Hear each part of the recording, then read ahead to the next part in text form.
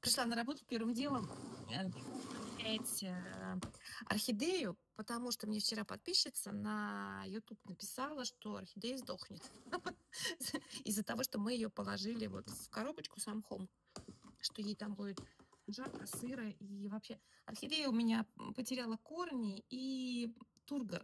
Я ее ставила кверх ногами в воду, но ничего не помогало. Вот выглядит она, конечно, не очень.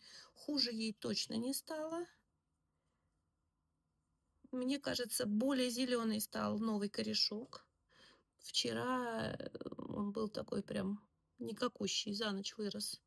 Мне кажется, что ей хорошо. Так что я ее сажаю назад. Сейчас покажу, куда.